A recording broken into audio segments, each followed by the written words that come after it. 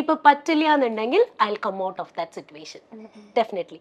Okay, അപ്പം നമ്മളിങ്ങനെ മുഖം നോക്കാണ്ട് പറയുമ്പോ ലൈക്ക് അവർ ആ ഒരു ഫ്രണ്ട്ഷിപ്പിനെ അത് അഫക്റ്റ് ചെയ്യൂലേ എന്നൊക്കെ ചിന്തിച്ചു. ഞാൻ അങ്ങനെ മുഖത്തടിച്ച പോലെ പറയുന്ന ഒരാളല്ല.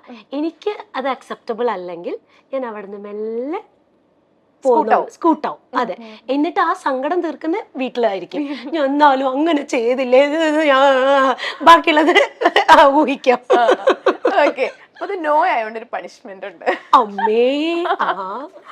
അതെ, അമ്പട കേമ എന്നാണ് ഈ ഒരു ടാസ്കിന്റെ പേര്. ഓക്കെ, അപ്പൊ ഞാൻ കുറച്ച് ക്വസ്റ്റ്യൻസ് ചോദിക്കും. നമ്മൾ ഫുൾ നമ്മുടെ ഉപ്പുമുളകിലെ സെറ്റിലെ ആൾക്കാരെ പറ്റിയാണ്. അപ്പം പെട്ടെന്ന് ഈ ഒരു ക്വസ്റ്റ്യൻ കേൾക്കുമ്പോൾ പെട്ടെന്ന് ആരെയാണ് മനസ്സിൽ വരുന്നത് അവരുടെ പേര് പറയണം. ഷുവർ. ഓക്കെ, സ്റ്റാർട്ട് ചെയ്യാം. ഉപ്പും മുളകും ലൊക്കേഷനിൽ ഏറ്റവും കൂടുതൽ തവണ ചാളി പറയുന്നയാൾ. അയ്യോ, അങ്ങനെയൊക്കെ ചോദിച്ചാൽ എനിക്ക് ഇപ്പൊ ഇത് പറഞ്ഞപ്പോ മനസ്സിലേക്ക് പെട്ടെന്ന് വന്നൊരു മുഖാരുടെ എനിക്ക് സജീനെ പാവം ചേട്ടൻ.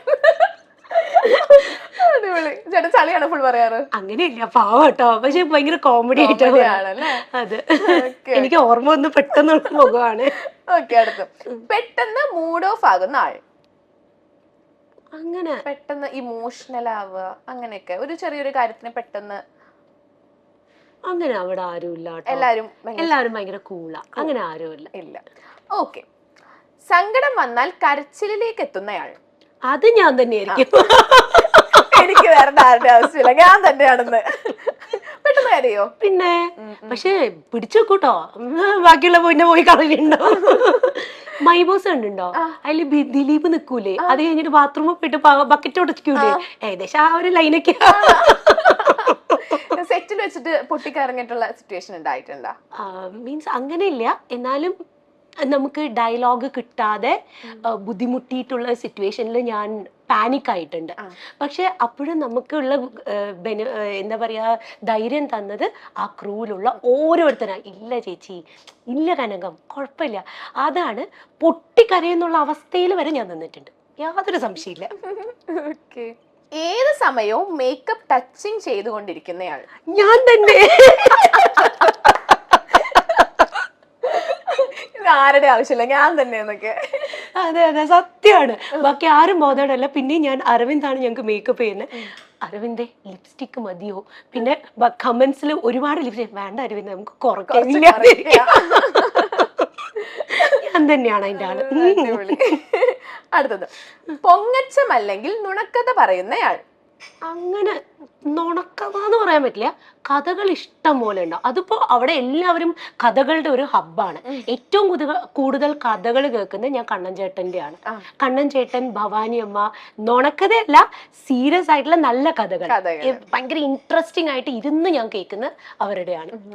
ഓക്കെ, അടുത്തത് മറ്റുള്ളവരുടെ ചെവി തിന്നുന്നയാൾ. അത് പാർക്കുട്ടിയായിരിക്കും. അതൊരു ചൈൽഡിഷ് രസമാണ് കേട്ടോ. എനിക്ക് തോന്നുന്നു പാർക്കുട്ടി ജനിച്ചത് തൊട്ടേ നമ്മള് ഉപ്പുമുളകിൽ കണ്ടോണ്ടിരിക്കുന്നതാണ്. ഫസ്റ്റ് സ്റ്റാൻഡേർഡ് ആണ്. അപ്പൊ മീൻസ് ചെവി തിന്നാന്ന് പറഞ്ഞാൽ അങ്ങനെയല്ല. നമ്മൾ ഷോർട്ടില് നമ്മൾ ഡയലോഗ്സ് പഠിച്ചിട്ട് അപ്പൊ തന്നെ ചെയ്യാണല്ലോ. അപ്പൊ ഡയലോഗ്സ് ഇങ്ങനെ ഓർക്കണം, കനകാൻഡി ബാ നമുക്ക് ആ കുത്താന കളിക്കാം. അതെ, ഞാൻ ഇതൊന്ന് ചെയ്ത് കഴിഞ്ഞിട്ടല്ലേ ഇപ്പൊ വരാ പറഞ്ഞു. പ്ലീസ് ഇപ്പോ കൈവെക്കി പിന്നെ അത് വിട്ട പിക്കച്ചു പ്ലീസ്. എല്ലാരും ഒരു പുന്നാര കുട്ടി തന്നെയല്ലേ. സത്യം, സോ സ്വീറ്റ് ആണ്. അപ്പൊ നമ്മുടെ ആ ഒരു ടാസ്ക് കഴിഞ്ഞു, സമാധാനം.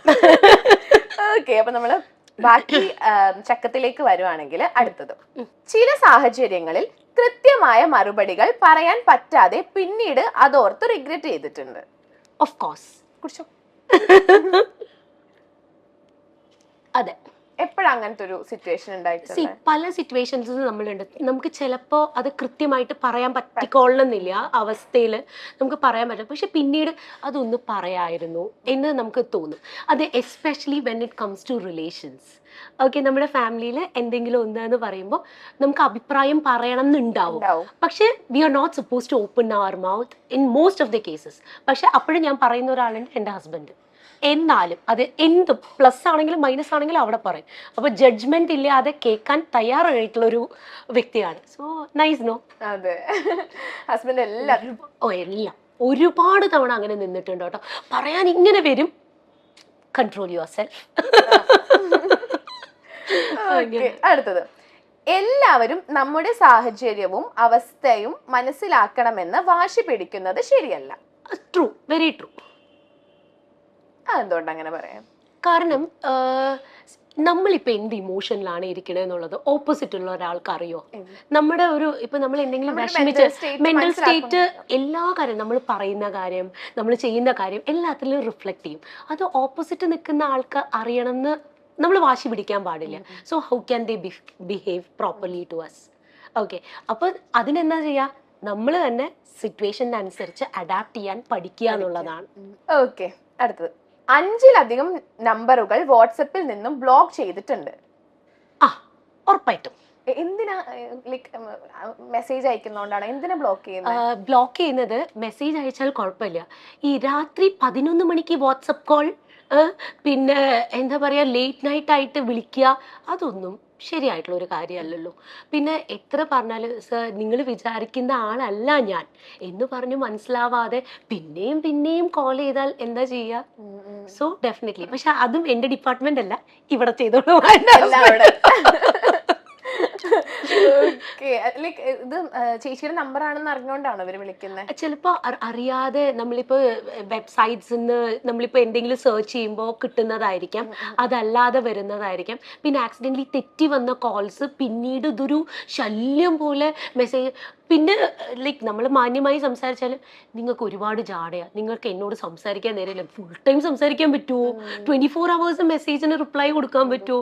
നമുക്ക് വേറെ വർക്ക് ഉണ്ട്, ഇതുണ്ട്, അപ്പോൾ ജാടയാണ്. അങ്ങനെ പറയുമ്പോൾ നമുക്ക് ഒത്തിരി വിഷമം, ഇത് എന്തെന്ന് ഇവർക്കൊന്നും പറഞ്ഞാൽ മനസ്സിലാവില്ലേ. പിന്നെ ഈ നൈറ്റ് ഒരു 11:30 അപ്പുറം ഈ നമ്മൾ ഡീപ്പ് സ്ലീപ്പ് 1 o'clock ഒക്കെ ആകുമ്പോൾ കോൾ ചെയ്യുക, അതൊക്കെ എന്തൊരു കഷ്ടമെന്നൊന്ന് ആലോചിച്ച് നോക്കിയേ. അപ്പോൾ വേറെ നിവൃത്തിയില്ലാതെ ബ്ലോക്ക് ചെയ്യും, ഒന്ന് ബ്ലോക്ക് ചെയ്യും, മറ്റേത് ബ്ലോക്ക് ചെയ്യും. പിന്നെ നിവൃത്തിയില്ലെങ്കിൽ ചീത്ത വിളിക്കും. മീൻസ് എനിക്ക് വിളിക്കാൻ ബുദ്ധിമുട്ടാണ്. ചില ആൾക്കാരില്ലേ, ഇപ്പം ചേച്ചിയുടെ സൗണ്ട് കേൾക്കുമ്പോൾ ചിലപ്പോൾ സംസാരിക്കും, മറിച്ചൊരു മെയിൽ വോയിസ് കേൾക്കുവാണെങ്കിൽ അപ്പൊ കട്ട് ചെയ്യും. പിന്നെ ഇതൊക്കെ സർവ്വസാധാരണം. പക്ഷെ ആ ഏജ് എനിക്ക് തോന്നുന്നു എന്താണ്, ആ ഏജ് ഒക്കെ എന്റെ കഴിഞ്ഞെന്ന് തോന്നുന്നു. ഇപ്പൊ അത്രയ്ക്ക് കുഴപ്പമൊന്നുമില്ല.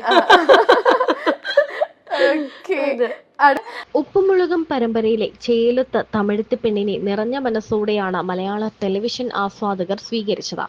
ധാവണിയിൽ അതിസുന്ദരിയായി എത്തിയ കനകം ഉപ്പുമുളകിലും അതിഥി താരമായിട്ടാണ് വന്നു പോയത്. എങ്കിലും പ്രേക്ഷകരുടെ മനസ്സിൽ ഒരു പ്രത്യേക സ്ഥാനം തന്നെയാണ് താരത്തിന് ലഭിച്ചത്. ചുരുങ്ങിയ സമയം കൊണ്ട് തന്നെ കനകത്തെ പ്രേക്ഷകർ സ്വീകരിക്കുകയും ചെയ്തു. രോഹിണി രാഹുൽ എന്ന താരമാണ് കനകമായി എത്തിയത്. തന്റെ അച്ഛന്റെ മരണം സംഭവിക്കുന്നത് മകൻ റോഹന് 2 വയസ്സ് മാത്രം പ്രായമുള്ളപ്പോഴാണ്. ആ പ്രായത്തിലും ആ സംഭവം അവനെ ഏറെ തളർത്തിയിരുന്നു. മോന് ഒരു മാറ്റം ആ സമയത്ത് അനിവാര്യമായതിനാലാണ് രാരി രാരീരത്തിന്റെ ഓഡീഷനിൽ പങ്കെടുക്കാൻ തീരുമാനിച്ചത്. അല്ലാതെ ഒരു മത്സരത്തിനായി പോയതല്ല. സെലക്ഷൻ ആകരുതേ എന്ന് പ്രാർത്ഥിച്ചു. എന്നാൽ അപ്രതീക്ഷിതമായി അവിടേക്ക് എത്തപ്പെട്ടു. അവസാനം ടൈറ്റിൽ വിന്നറുമായി. പിന്നെ കരിയറിൽ നടന്നതെല്ലാം യാദൃച്ഛികം മാത്രമാണെന്നാണ് രോഹിണി പറയുന്നത്. 1-ൽ കൂടുതൽ പരസ്യ ചിത്രങ്ങളിലാണ് പിന്നീട് എത്തപ്പെട്ടത്. അതെല്ലാം കരിയറിൽ ഒരുപാട് മാറ്റങ്ങൾ വരുത്തുകയും ചെയ്തു.